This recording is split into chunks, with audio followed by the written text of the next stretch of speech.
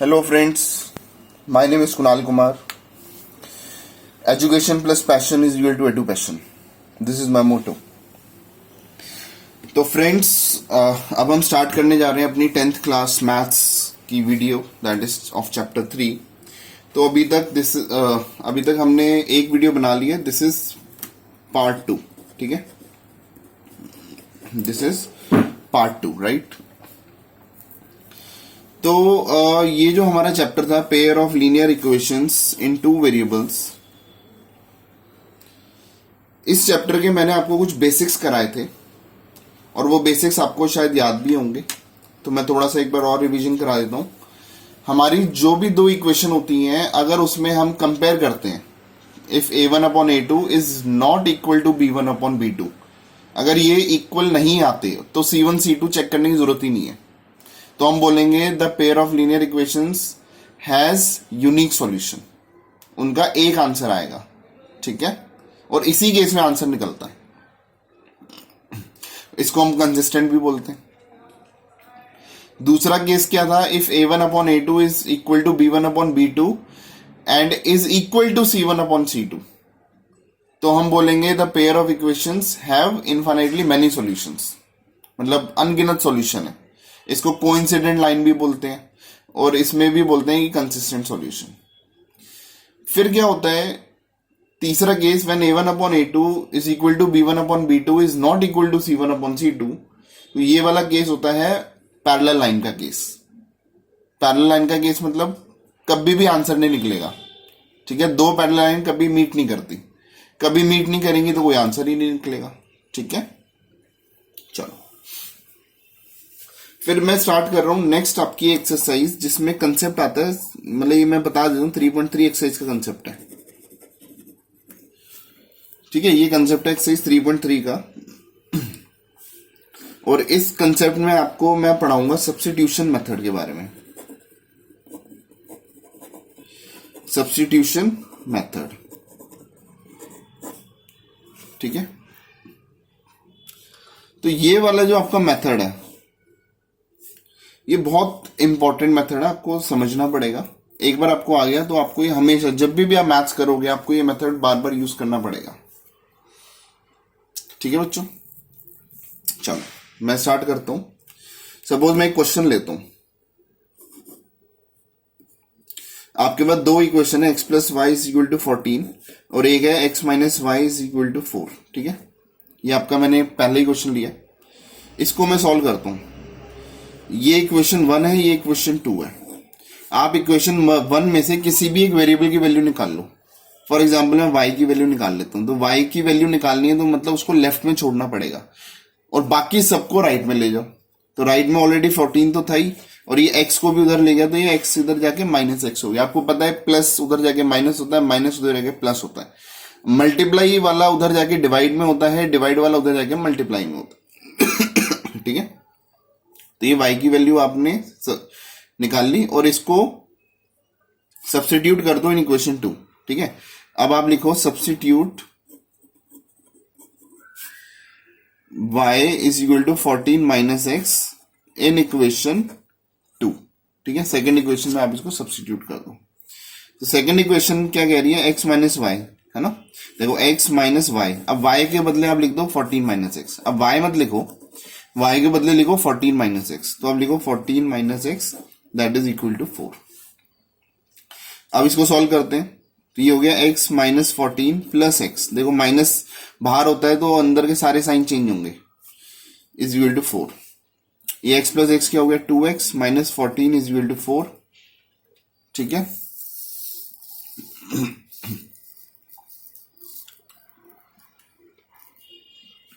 फिर 2x is equal to 14 इधर चला गया तो ये 4 प्लस 14 हो गया. तो 2x की वैल्यू कितनी हो गई? 18.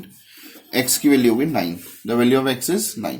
ठीक है, अब जो x की वैल्यू तो आपकी आ गई, आपको y की भी निकालनी है. तो जो आपने y की वैल्यू निकाली थी ऑलरेडी, आप उसी को यूज करो. तो y की वैल्यू कितनी होगी? 14 minus X. Where x is 9 तो x के बदले 9 पुट कर दो. तो यहां पे वैल्यू आ गई 5. तो y की वैल्यू हो गई आपकी 5. तो ये आपके 2 आंसर आ गए. ठीक है, these are your solution. Is that clear?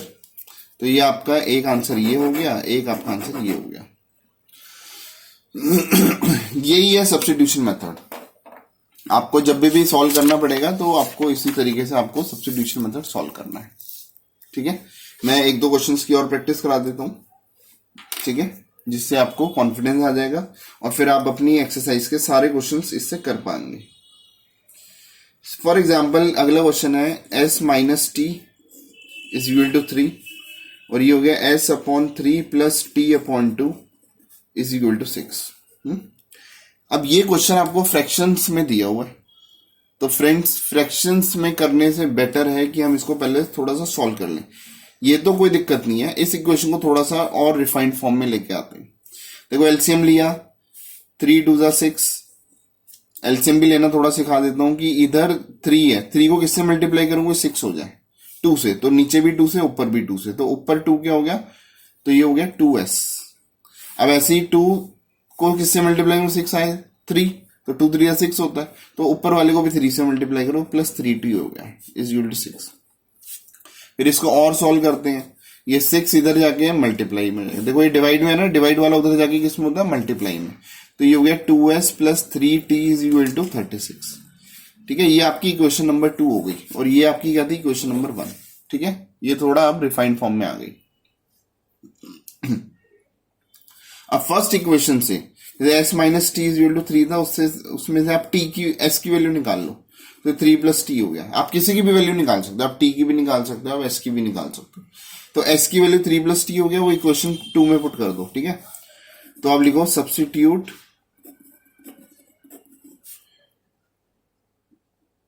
s is equal to 3 plus T in equation 2, जो इक्वेशन 2 हमने निकाली थी ना, आप उसमें सब्स्टिट्यूट कर दो, तो ये हो गया 2s प्लस 3t था।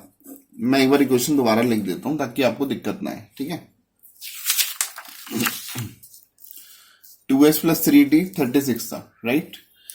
अब आपने किसकी वैल्यू s की वैल्यू पुट करनी है, तो s के बदले लिख दो 3 प्लस टी, s के बदले क्या लिखोगे 3 प्लस टी, और इधर तो 3t ऑलरेडी है ही, ये 36 हो गया, तो ये हो गया 6 plus 2t plus 3t is equal to 36 हो गया, तो 6 plus 5t is equal to 36, 5t is equal to 30, तो t की वैल्यू कितनी हो गई 6, 5 मल्टीप्लाई में है ना, 5 इंटू टी है, तो 5 उधर जाके डिवाइड में हो जाएगा, तो 30 डिवाइड बाई 5 कर दिया तो आंसर 6 आया। ये t की वैल्यू आई। फिर t की वैल्यू जो आपने पहले एक इक्वेशन बनाई थी, s की वैल्यू क्या थी 3 प्लस टी, उसमें पुट कर दो, तो ये 3 प्लस टी की वैल्यू 6 है, तो 3 प्लस 6 9, तो s की वैल्यू कितनी होगी 9, the value of s is 9। तो ये दो आपके आंसर्स आ गए। ठीक है, तो ये आपके दो सॉल्यूशंस आ गए, राइट। ठीक है बच्चों, चलो, तो t की वैल्यू 6 आ गई और s की वैल्यू 9 आ गई। चलो इसको आगे भी हम सॉल्व करते हैं। नेक्स्ट क्वेश्चन मैं आपको बता रहा हूं,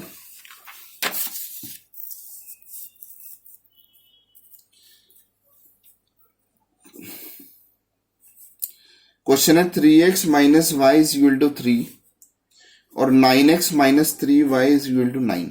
ठीक है, ये आपका क्वेश्चन है। वो दो क्वेश्चन बच्चों जो मैंने कराए थे उसको पहले आप आप ना पहला स्टेप ये करना स्टार्ट कर दो आपसे। सबसे पहले आप चेक करने लग जाओ कि आपका आंसर यूनिक सॉल्यूशन है, नो सॉल्यूशन है या इनफाइनाइटली मेनी सॉल्यूशंस है। ठीक है, पहले आप ये चेक करोगे, उसके बाद सॉल्व करोगे। ठीक है, आज से कसम खाओ कि कभी भी दो इक्वेशन दी होंगी तो आपको पहले चेक करना है कि जो मैंने आपको पहली वीडियो में बताया था कि unique solution, infinitely many solutions या नो सॉल्यूशन। ठीक है, इन तीनों में से क्या आपका आंसर होगा, यूनिक, नो और इनफाइनाइटली मेनी सॉल्यूशंस। अगर इनफाइनाइटली मेनी सॉल्यूशंस होगा तो भी आंसर निकालने की कोई जरूरत नहीं है, नो सॉल्यूशन होगा तो भी आपका आंसर नहीं निकलेगा। केवल आंसर कब निकलेगा, यूनिक सॉल्यूशन। तो मैं चेक करता हूं, a1 अपॉन a2, देखो 3 upon 9, b1 upon b2 minus 1 upon minus 3, right. ये x का कोफिशिएंट a1, y का कोफिशिएंट b1 और ये या मैं इसको पैसे कर देता हूँ, पहले आप इसको इस फॉर्म में लिख लो, 3x minus Y minus 3 is equal to 0, ताकि स्टैंडर्ड फॉर्मेट में कन्वर्ट कर दो, है ना। आपको पता है स्टैंडर्ड फॉर्मेट क्या होता है, ax plus B Y plus C is equal to 0 होता है, राइट। तो हमने दोनों इक्वेशन को स्टैंडर्ड फॉर्मेट में कन्वर्ट करा, 9x minus 3y minus 9 is equal to 0। अब मैं इसको लिख रहा हूँ a1 upon a2 b1 upon b2। पहले मैं चेक कर रहा हूँ क्या ये दोनों इक्वल है, देखो माइनस से माइनस कट गया, 1 3 जा 3 बंदा सॉरी 3 3 जा 9, तो ये आपका आंसर क्या हो गया 1/3। ये दोनों इक्वल आ गए। अब इक्वल आ गए तो तीसरी चीज पे चलते हैं। तीसरी चीज क्या कह रही है, तीसरी चीज कह रही है -3 और नीचे क्या है -9, इसको माइनस माइनस काट दीजिए, 3 3 जा 9, तो 3 3 जा 9, तो ये कितना हो गया 1/3। तो तीनों वैल्यू आपकी सेम आ गई, है ना। देखो तीनों वैल्यू सेम आ रही है, 1/3 is equal to 1/3 is equal to 1/3। इसका मतलब ये क्या हो गया, a1 upon a2 is equal to b1 upon b2 is equal to c1 upon c2। जब ये तीनों इक्वल आते हैं तो हम क्या बोलते हैं, मैनी सॉल्यूशंस। क्या बोलते हैं, इनफाइनाइटली मैनी सॉल्यूशंस, मतलब अनगिनत आंसर होंगे इनके, इनफाइनाइट आंसर्स होंगे, तो आंसर निकलेगा ही नहीं। बस आप ये लिख दो, it has infinitely many solutions, बस ये आपका आंसर है। इसमें आंसर नहीं निकलेगा, आंसर तब निकलेगा जब यूनिक सॉल्यूशन होगा, ठीक है। तो आपने यहीं पे चेक कर लिया, ठीक है। चलो अब अगला क्वेश्चन भी मैं कराता हूं। जैसे रूट वाला क्वेश्चन लेते हैं, √2x plus √3y is equal to 0, और ये हो गया √3x minus √8y is equal to 0। पहले इसको भी चेक कर लेते हैं, है ना, क्योंकि हमने कसम खा रखी है कि हम पहले चेक जरूर करेंगे। क्या हो गया, देखो √2 अपॉन √3 और ये √5 अपॉन माइनस √8, ये दोनों इक्वल तो आ ही नहीं रहे, कहीं से कुछ कट पिट भी नहीं रहा, तो ये नॉट इक्वल है। तो इसका मतलब क्या हो गया, since a1 upon a2 is not equal to b1 upon b2। जब ये दोनों इक्वल ही नहीं, तीसरे को चेक करने की जरूरत ही नहीं है, तो हम क्या बोलेंगे, इट हैज यूनिक सॉल्यूशन। क्या बोलेंगे, it has unique solution, right. Unique solution मतलब आंसर आएगा। चलो अब इसको सॉल्व करते हैं। तो ये क्या हो गया, पहले इसमें से y की वैल्यू निकाल लेते हैं, है ना। देखो मैं इसमें इसको थोड़ा सॉल्व करता हूँ, इसमें y की वैल्यू निकाल लेता हूँ। तो √3y, पहले इसको अकेला छोड़ दो, इधर ये हो गया 0 माइनस √2x, तो y की वैल्यू क्या हो गई, -√2 अपॉन √3, ये डिवाइड में चला गया x, ठीक है, ये y की वैल्यू आ गई। अब इसको सब्स्टिट्यूट करते हैं, है ना।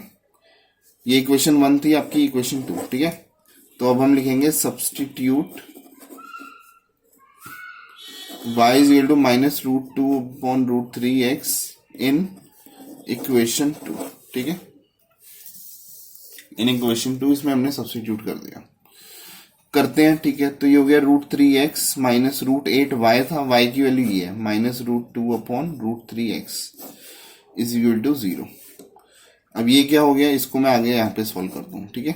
ये एरो का मतलब है कि इसके बाद नेक्स्ट पूरा का पूरा स्टेप आ गया। तो हो गया √3x और ये हो गया माइनस रूट, अंदर देखो माइनस इंटू माइनस प्लस हो गया, और ये रूट एक ही रूट बन जाता है और अंदर मल्टीप्लाई हो जाएंगी चीजें। तो ये हो गया √16, ठीक है, और डिवाइड बाय नीचे √3 और ये x इज इक्वल टू 0।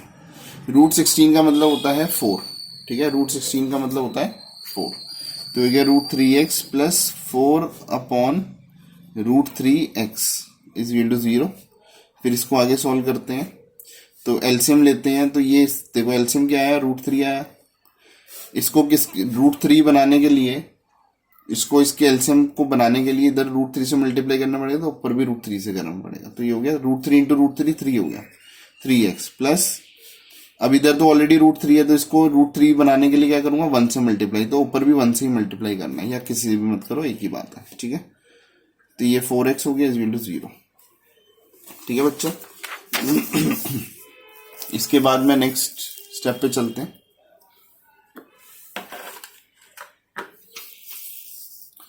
इसके बाद नेक्स्ट स्टेप कहता है, ये हो गया 7x अपॉन √3, ठीक है, is equal to 0।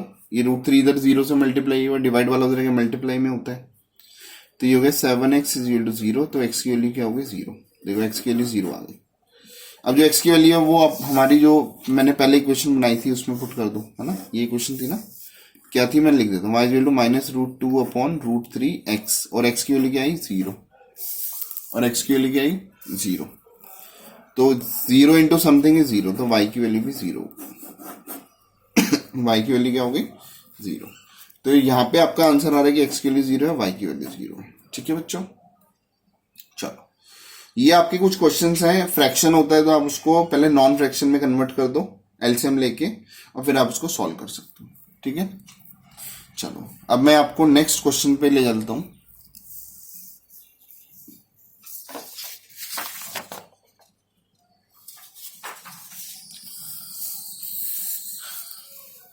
Next question कहता है, बच्चों अगर आपको किसी भी टाइप की रिक्वायरमेंट है तो आप मुझे कांटेक्ट कर सकते हो, कोई भी आपको डाउट आता है तो आप मुझे कांटेक्ट कर सकते हो इस नंबर पे। ठीक है, चलो मैं नेक्स्ट क्वेश्चन उठाता हूं। क्वेश्चन कह रहा है इसको सॉल्व करो। Solve 2x plus 3y is equal to 11 and 2x minus 4y, 2x minus 4y is equal to -24। ठीक है, फिर कह रहा है हेंस, ये निकालने के बाद hence find m, find m की वैल्यू निकालो किस इक्वेशन में, y is equal to mx plus 3, इस इक्वेशन में m की वैल्यू निकालो। तो हम कुछ नहीं करते हैं, पहले इसको सॉल्व कर लेते हैं। देखो मैं फर्स्ट इक्वेशन में से y की वैल्यू निकाल लेता हूं, तो 3y is equal to 11 minus, ये फर्स्ट इक्वेशन है, 2 सेकेंड 11 माइनस 2x, y की वैल्यू क्या हो गई 11 माइनस 2x डिवाइडेड बाई 3। ठीक है, y की वैल्यू हो गई। अब y की वैल्यू हो गई तो ठीक है, कोई दिक्कत नहीं। अब इसको सब्स्टिट्यूट कर देते हैं, substitute y is equal to 11 minus 2x divided by 3 in equation 2। ठीक है, सेकेंड इक्वेशन में हम इसको सब्स्टिट्यूट कर देते हैं। तो हमारी सेकेंड इक्वेशन क्या थी, 2x minus 4y is equal to -24। तो 2x माइनस 4 और y की वैल्यू क्या है 11 minus 2x divided by 3 is equal to -24। ठीक है, अब इसको सॉल्व करते हैं तो ये 2x, ये माइनस से मल्टीप्लाई करते हैं देखो ये हो गया -4 into 11 minus 2x divided by, ये ऐसे मैं इसको सॉल्व करता हूँ। बच्चे क्योंकि प्लस माइनस में बहुत गलतियां करते हैं, तो इसलिए हम गलतियों को अवॉइड करने के लिए पहले हम इसका एलसीएम ले लेते हैं। ठीक है, एलसीएम क्या हो गया, एलसीएम आया 3, आपका एलसीएम कितना आया 3। तो जब 3 एलसीएम आया तो इसको 3 एलसीएम लाने के लिए 3 से मल्टीप्लाई करना पड़ेगा, तो ऊपर वाले को भी 3 से मल्टीप्लाई करना, 3 टू द 6x। इसको 3 है, यहाँ पे एलसीएम भी 3 है, तो इसको 3 के बराबर लाने के लिए हमने क्या करना पड़ेगा 1 से मल्टीप्लाई करना, मतलब आप एज इट इज छोड़ दो। ठीक है, 11 minus 2x is equal to minus, तो पहले आप एलसीएम ले लो, आपसे गलतियां नहीं होंगी। ठीक है, फिर 3 डिवाइड में उधर गया, मल्टीप्लाई में हो गया, राइट। तो ये गया माइनस 3 4 12 2 6 -72। ठीक है, और इधर क्या हो गया, इधर हो गया 6x और -44 और माइनस इंटू माइनस प्लस होता है प्लस 8x। ठीक है, तो 6 प्लस 8 कितना हो गया 14x, और ये -44 उधर गया +44 हो गया, तो -72 प्लस 44। ठीक है बच्चों, अब हम इसको थोड़ा सॉल्व करते हैं। 44 माइनस 72 है ना, तो -28 आ गया, तो ये हो गया -28 14x। तो x की वैल्यू क्या होगी, x की वैल्यू होगी -28 अपॉन 14, तो 2, तो x की वैल्यू होगी -2। हमारे पास x की वैल्यू -2 आ गई। ठीक है, और y की वैल्यू जो हमने ऑलरेडी ये सब्स्टिट्यूशन वाली वैल्यू निकाली थी, इसमें पुट कर देते हैं। ठीक है, मैं यहाँ पे सॉल्व कर देता हूँ। देखो x की वैल्यू मेरी -2 आ रही है। ठीक है, और y की वैल्यू क्या आ रही है, y is equal to 11 minus 2x upon 3 था, तो इसमें पुट कर देते हैं x की वैल्यू -2 है ना, x की वैल्यू -2 आई थी, तो y की वैल्यू हो गई 11 प्लस 4 डिवाइड बाई 3, तो ये हो गया 15 डिवाइड बाई 3, तो ये हो गया 3 5 15। The value of y is 5, the value of y is 5, तो x की वैल्यू -2 और y की वैल्यू -5, ये आपका आंसर है। ठीक है बच्चों, अब मैं इस एक्सरसाइज की कुछ वर्ड प्रॉब्लम्स आपके साथ डिस्कस करता हूं। तो क्योंकि वर्ड प्रॉब्लम में बच्चे बहुत प्रॉब्लम फेस करते हैं, तो मैं आपको नेक्स्ट कंसेप्ट पे ले चलता हूं।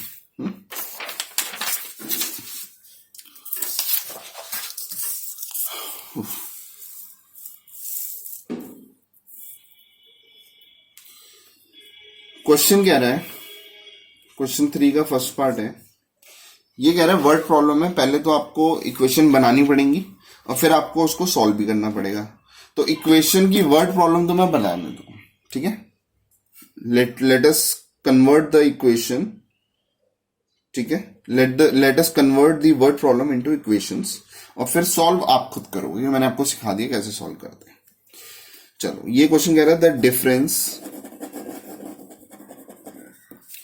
Between two numbers, the difference between two numbers is 26 and one number is 3 times the other and one number is 3 times the other. Find them. इसका सॉल्यूशन करते हैं, ठीक है, इक्वेशन में कन्वर्ट करते हैं। सॉल्यूशन क्या होगा बच्चों, देखो आपको समझना है कि टाइम्स का मतलब होता है मल्टीप्लाई। जब भी वर्ड लिखा हो टाइम्स तो मतलब मल्टीप्लाई, और जब भी लिखा हो मोर देन, लेस देन, तो ये प्लस माइनस के क्वेश्चन होते हैं। तो टाइम्स मतलब इतने गुणा, गुणा मतलब मल्टीप्लाई, ठीक है। पहले कह रहा था difference between two numbers is 26, तो पहले लेट करते हैं। Let the larger number be x, बड़े, देखो दो नंबर होंगे उनका डिफरेंस 26 है, तो एक तो बड़ा ही होगा ना और एक छोटा होगा। एंड हम लेट करते हैं let the smaller number be y. बच्चे इन वर्ड प्रॉब्लम्स को रट्टा मारते हैं, तो आपको रट्टा नहीं मारना है, ठीक है, आपको समझ के चलना है, जैसे मैं करूं वैसे ही करना है। लार्जर नंबर को एक्स मान लिया, स्मॉलर नंबर को वाई मान लिया। अच्छा, अब आप बताओ, ये जो पहली क्वेश्चन है डिफरेंस बिटवीन टू नंबर्स 26, क्या मैं ये लिख दूं y minus x is equal to 26? क्या लिख सकते हैं? नहीं सर, ये बिल्कुल नहीं लिख सकते। रीजन क्या है कि y जो है वो छोटा नंबर है, छोटे में से बड़े को माइनस करेंगे तो माइनस में आंसर आता है, आपको पता है प्लस माइनस का रूल। तो इसका मतलब हमारा आंसर क्या होना चाहिए, बड़े में से छोटे को माइनस करना है, तो आंसर पॉजिटिव आएगा, ठीक है। तो ये आपको दिमाग में बिठाना है, तभी मैंने लार्जर और स्मॉलर लिख के दिखाया आपको, और ये गलत भी मैंने खुद जानबूझ के करके दिखाया, ठीक है।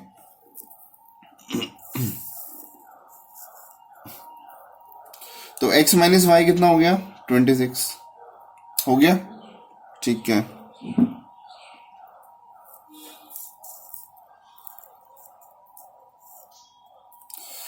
अब आपने क्या करना है, दूसरी इक्वेशन क्या है, ये आपकी इक्वेशन 1 बन गई। One number is 3 times the other, देखो one number is 3 times the other, तो जो बड़ा नंबर है हमेशा उसके अपोजिट में मल्टीप्लाई होता है। कभी भी आप दो ऐसी कंडीशन दी होती हैं, one number is 3 times the other, तो बड़ा number is equal to 3 times the smaller number. इसका मतलब ये है 3 इंटू वाई है, ये क्या है, इंटू वाई है, ठीक है। तो one number is 3 times the other. देखो हमेशा कोई भी चीज ज्यादा होती है।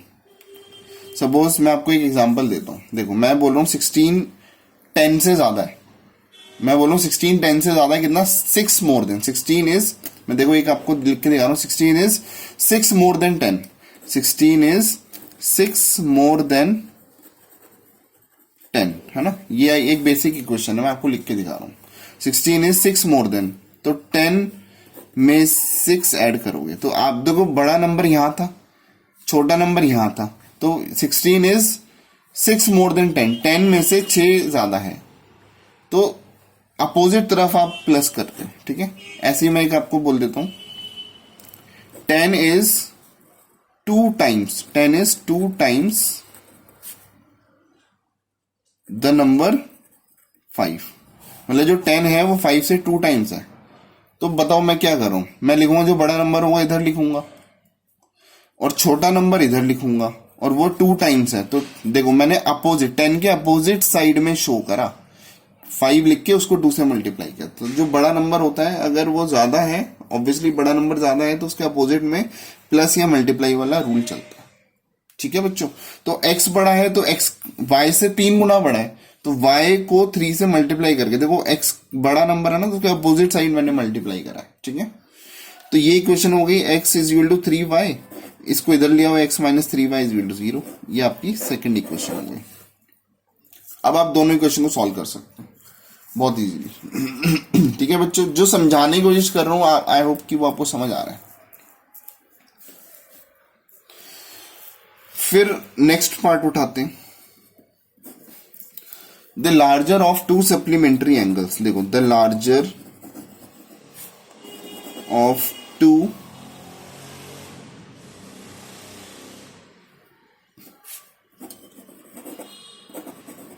supplementary angles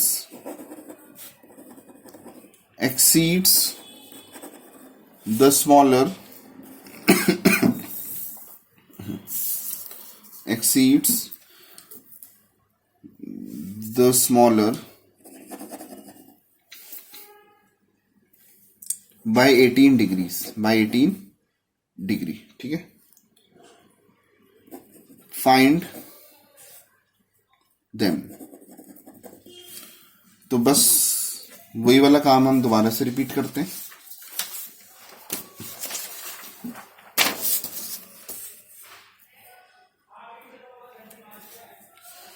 सॉल्यूशन है, let the larger number, let the larger angle, let the larger angle be x, be of x degree, and let the smaller angle, है ना, बी वाई डिग्री। और ये कह रहा है कि जो बड़ा वाला है, और ये दोनों सप्लीमेंट्री हैं। सप्लीमेंट्री एंगल्स आपको पता है, सप्लीमेंट्री एंगल क्या होते हैं, वो दो एंगल जिनका सम 180 डिग्री होता है। तो पहली इक्वेशन तो आ गई, x plus Y is equal to 180, दोनों का सम 180 डिग्री है because of this word supplementary angles हैं वो। ये आपकी इक्वेशन हो गई भाई, क्लियर है? ये आपकी इक्वेशंस हो गई, कोई दिक्कत तो नहीं है। अब जब ये आपकी इक्वेशंस आ गई तो आपने क्या करना है, दूसरा दिया हुआ है the larger number exceeds the smaller number by 18। तो लार्जर नंबर कौन है, x, वो y से कितना ज्यादा है, y से कितना ज्यादा है, 18 ज्यादा है। तो अपोजिट साइड शो करते हैं, मैंने अभी आपको समझाया भी था। ठीक है, तो बस ये सेकंड इक्वेशन होगी, इसको थोड़ा रिफाइंड फॉर्म में आप ऐसे ले सकते हो, x minus Y is equal to 18 y इधर लेके आप दोनों को सब्स्टिट्यूशन मेथड सॉल्व करो, you will get your answer. Very easy, good. फिर इसका थर्ड पार्ट उठाते हैं, the coach of a cricket team, the coach of cricket team buys 7 bats and 6 balls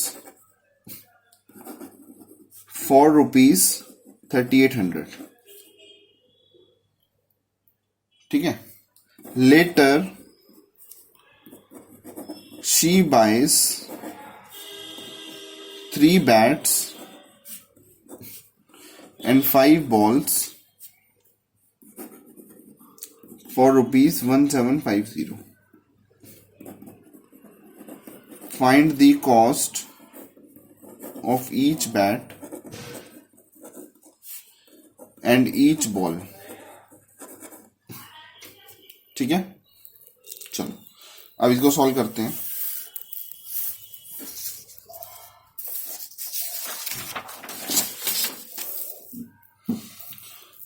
देखो द कोच कह रहा है कि 7 बैट खरीदे, 6 बॉल खरीदी और टोटल 38 रुपीज खर्च किए। तो हम क्या करेंगे, let the cost of 1 bat, एक बैट की कॉस्ट को मैं x मान लेता हूं, and let the cost of 1 ball, है ना, इसको y मान लिया। ठीक है, तो आपने 7 बैट खरीदे, तो आपने क्या किया, कितने रुपए खर्च किए, 7 इंटू एक्स। देखो ऐसे ही होता ना, एक आइसक्रीम 10 रुपए की है, आपने 5 आइसक्रीम खरीदी, तो बताओ आपने कितने रुपए खर्च किए। सर 10 आइसक्रीम खरीदी और एक आइसक्रीम 5 रुपए की है। मैं खुद का एग्जांपल भूल गया, चलो मैं दूसरा एग्जांपल देता हूं। एक बर्गर है 50 रुपए का आपने 3 बर्गर खरीदे, तो बताओ कितने रुपए स्पेंड किए, 50 इंटू 3 है ना, 150 रुपए खर्च किए। तो बैट में कितने रुपए खर्च हुए, अगर एक बैट की कॉस्ट x रुपीज है तो 7 बैट में कितने रुपए खर्च हुए, 7x। और आपने एक बॉल में कितने, एक बॉल के लिए y रुपीज खर्च किए, तो 6 बॉल खरीदी तो कितने रुपए हो गए, 6y है ना। और टोटल आपने, टोटल इन दोनों का जो टोटल है, टोटल में इन दोनों को मिला के आपने 100 रुपीज खर्च किए, ठीक है। ये इक्वेशन बन गई, कितनी इजी इक्वेशन हो गई, ठीक है।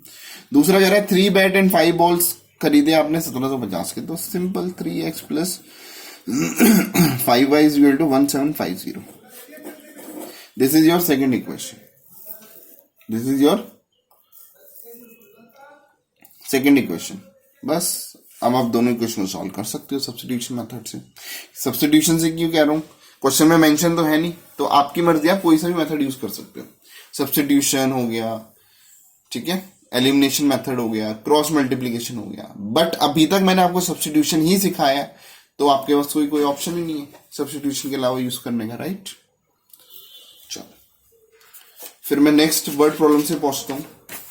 मैं ये वर्ड प्रॉब्लम सारी इसलिए करा रहा हूं क्योंकि बच्चों को दिक्कत होती है वर्ड प्रॉब्लम कवर करने में।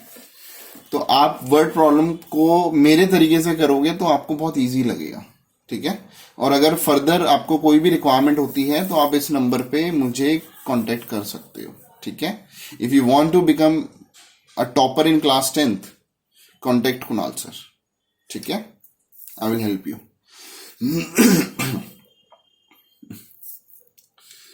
फोर्थ पॉइंट, फोर्थ क्वेश्चन हम स्टार्ट करते हैं।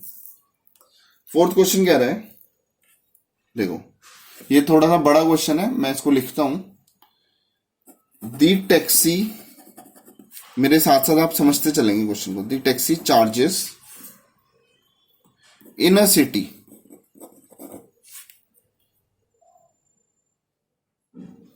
Consist of a fixed charge, consist of a fixed charge together with the charge for the distance covered, for the distance covered।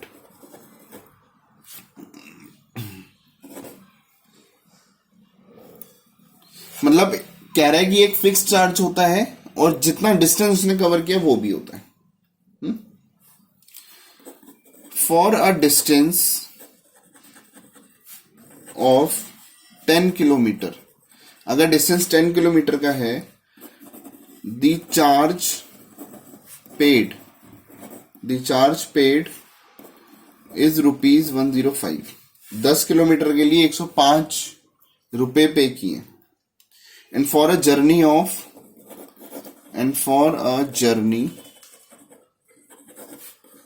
15 kilometre, और अगर 15 kilometre की journey करनी है तो चार्जेस आर ₹155, तो 155 चार्ज किए। तो ये कह रहा है फिक्स चार्ज बताओ, कह रहा है व्हाट आर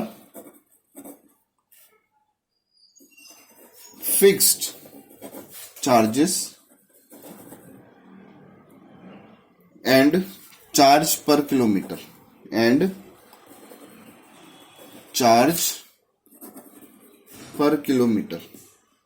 पहले हम ये निकालते हैं, फिर उसके बाद इसका इस क्वेश्चन का सेकंड पार्ट भी है, वो हम इसको सॉल्व करेंगे, ठीक है। This is your question. I hope कि आपने क्वेश्चन पढ़ लिया है, नहीं तो आपकी बुक में भी है, इसका सॉल्यूशन हम करते हैं, ठीक है।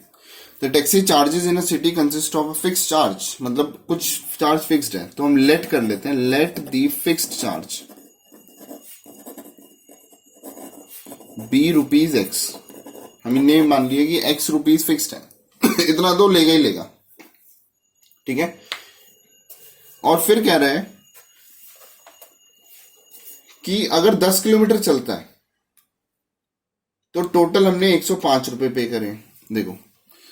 और लेट दी वेरिएबल, वेरिएबल मतलब जो पर किलोमीटर के है, let the variable charge be ₹y per kilometre, ठीक है। ये तो किलोमीटर पे डिपेंड नहीं करता एक्स, ठीक है। और ये क्या है, y पर किलोमीटर, मतलब हर किलोमीटर के इतने रुपए लगेंगे। तो टोटल हमने कितने रुपए पे किए हैं पहली क्वेश्चन में, 105 है ना, 105 रुपए लगे। कैसे, फिक्स चार्ज तो लगा ही लगा था, प्लस आपने कितने किलोमीटर गए, आप 10 किलोमीटर गए है ना, आप कितने कितने किलोमीटर की जर्नी करी, 10 किलोमीटर की। तो हर किलोमीटर के y रुपीज है, तो 10 इंटू वाई किलो चलने के पैसे हो गए, फिक्स चार्ज ये हो गया, तो ये हो गया x प्लस 10y। ठीक है, दिस इज योर इक्वेशन 1। फिर क्वेश्चन कह रहा है अगर 15 किलोमीटर चलते हैं तो टोटल 155 रुपीज लगे। तो देखो फिक्स चार्ज इसमें भी x होगा, चाहे आप 10 किलोमीटर चलो, चाहे 15 चलो, या 50 चलो, फिक्स चार्ज तो उतना ही होता है। फिर जितने ज्यादा किलोमीटर चलोगे उस हिसाब से वो बढ़ता जाएगा मीटर। तो आपने 15 किलोमीटर गए तो 15 इंटू वाई, तभी तो आपकी वैल्यू ज्यादा हुई। देखो कॉस्ट ज्यादा हुई ना। इक्वेशन 2, बस वेरी सिंपल। अब आप इसको सॉल्व करोगे, ये आपकी वर्ड प्रॉब्लम मैंने बना दी। ठीक है, नेक्स्ट क्वेश्चन। नेक्स्ट क्वेश्चन हम उठाते हैं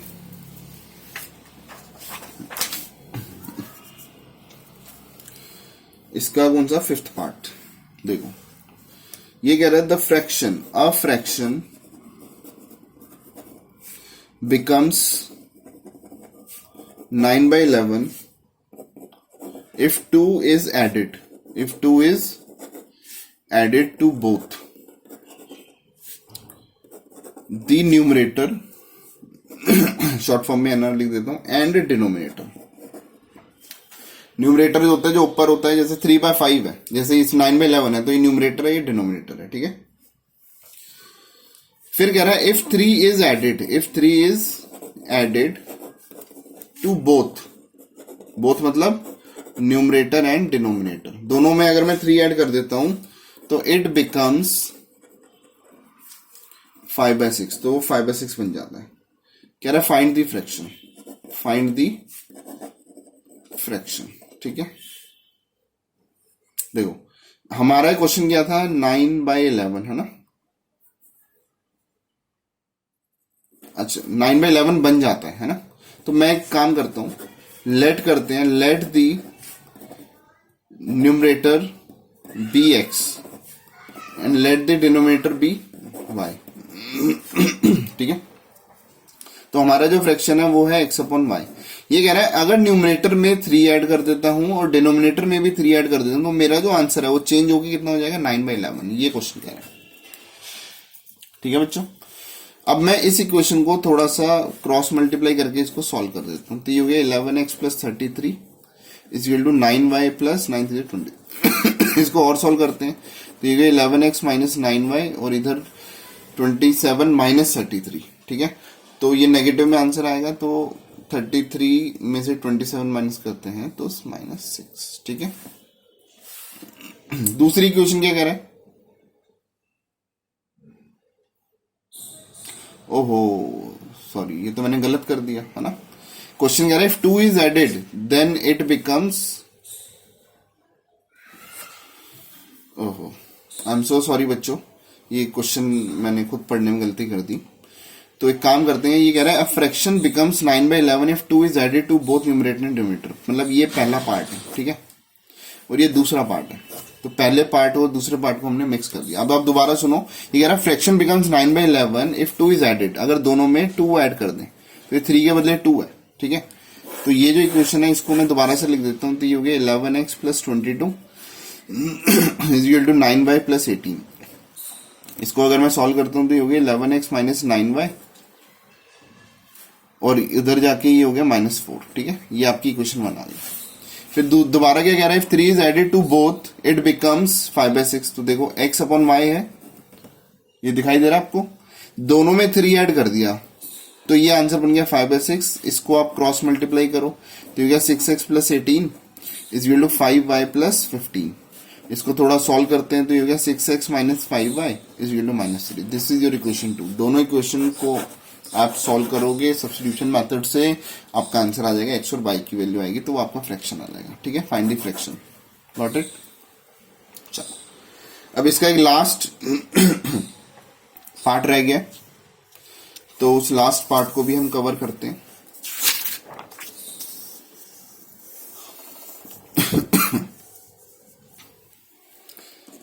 ये कह रहा है कि 5 years hence the age of Jacob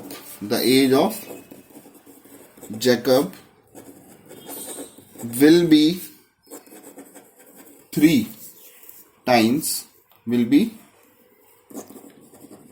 times that of his son. फिर कह रहा है 5 years, मैं नीचे लिख दूं ताकि इस बार कंफ्यूजन ना हो. 5 years ago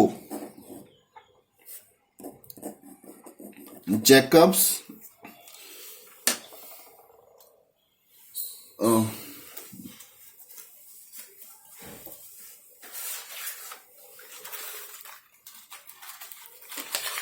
पेन खत्म हो गया बच्चों, मैं एक बार नया पेन ले लेता हूं. ठीक है. 5 years ago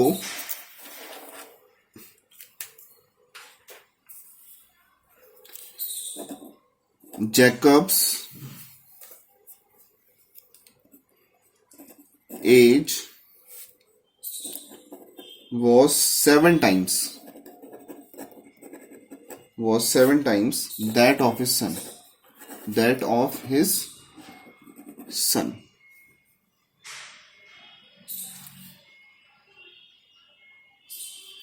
What are their present ages? ठीक है. तो हम देखो, हेंस का मतलब बाद में, ठीक है. हेंस का मतलब फ्यूचर में, और एगो मतलब पहले, एगो मतलब पास्ट. आपको ये चीजें याद रखनी है. ठीक है. देखो आप कैसे पता लगा सकते हो, इधर विल है. देखो इस सेंटेंस में क्या वर्ड यूज हो रहा है, विल. तो विल मतलब फ्यूचर ही होता है ना. तो इससे भी आप पता लगा सकते हो कभी कंफ्यूजन हो रही है. और वॉज का मतलब क्या होता है, पास्ट. तो एगो मतलब पास्ट, पहले, और हेंस मतलब फ्यूचर में. ठीक है. चलो अब इसको सॉल्व करते हैं. ये कह रहा है 5 year hence the age of Jacob will be 3 times that of his son. 5 साल बाद जैकब अपने बेटे से 3 गुना उसकी एज हो जाएगी. तो लेट करते हैं, लेट दी प्रेजेंट एज. कभी एज के क्वेश्चन होते हैं ना, हमें प्रेजेंट ले लो. Let the present age of Jacob be x years. आज की एज क्या है, x years. ठीक है. And let the present age of son be y years. ठीक है. x years और y years. Got it. चलो तो क्या करेंगे अब. कह रहा है 5 year hence, तो मैं इधर एक हेडिंग डाल देता हूं, 5 years hence. आप ऐसे ही हेडिंग डालोगे. ठीक है. इससे आपकी गलतियां नहीं होंगी कभी भी ये जो क्वेश्चन में. 5 year hence, तो देखो जैकब क्या है, x. अभी क्या है, जैकब x, और जैकब का सन क्या है, y, है ना. इसकी एज x है, इसकी एज y है. कह रहा है 5 साल बाद क्या हो गया, इसकी एज में 5 ऐड हो जाएगा, इसकी एज में भी 5 ऐड हो जाएगा. देखो आज अगर x और y है तो 5 साल बाद दोनों 5-5 साल बढ़ जाएंगे. ठीक है. और फिर क्या रिलेशन बता रहा है कि 5 year hence the age of Jacob ये है ना. ये कौन है, जैकब की एज, और ये कौन है, उसका सन. उसके सन से 3 टाइम्स ज्यादा हो जाएगी. 3 टाइम मतलब मैंने बताया टाइम्स मतलब मल्टीप्लाई, और बड़ा ये है तो अपोजिट साइड मल्टीप्लाई होता है. सिंपल. Got it. चलो तो ये आपकी इक्वेशन बन जाएगी. इसको सॉल्व करते हैं. x + 5 = 3y + 15. तो ये हो गया x - 3y = 10. ये आपकी इक्वेशन बना रही है. ठीक है. अब सेकंड चीज पे चलते हैं. ठीक है. सेकंड कंसेप्ट क्या कह रहा है, यहां पे मैं लिख रहा हूं 5 years ago. ठीक है. अब 5 साल पहले की बात कर रहा है. तो देखो आज ये x है, ये y है. आज से कंपेयर करते हैं. ठीक है. हमेशा प्रेजेंट एज से कंपेयर करते चलो. आज ये x है, ये y है. 5 साल पहले ये x - 5, ये भी x - 5 है ना. 5 साल पहले, तो सपोज आपकी एज आज 15 ईयर्स है, तो 5 साल पहले कितनी होगी, 10. 15 - 5, राइट. और क्या रिलेशन बता रहा है, 5 साल पहले जैकब की एज वो 7 टाइम्स. तो जैकब कितना था, जैकब ये है, जैकब अपने बेटे से 7 गुना ज्यादा था, तो बड़ा ये है तो बड़े के अपोजिट में ही मल्टीप्लाई होता है, मैंने आपको बता रखा है। अब आप इसको इक्वेशन को सॉल्व करते तो ये हो गया x minus 5 is equal to 7y minus 35। इसको सॉल्व करेंगे x minus 7y is equal to minus 35 plus 5 that is minus 30। This is equation number 2। Got it? चलो, अब मेरे हिसाब से ये आपकी एक्सरसाइज हो गई है। वर्ड प्रॉब्लम्स भी काफी हद तक मैंने आपको समझा दिए हैं। आपको बच्चों इसकी प्रैक्टिस करनी है, and if you want to become topper in maths, ठीक है, मैं आपकी हेल्प करने के लिए तैयार हूं। Kunal sir, 9871518388, where education plus passion is equal to way to passion. Thank you so much.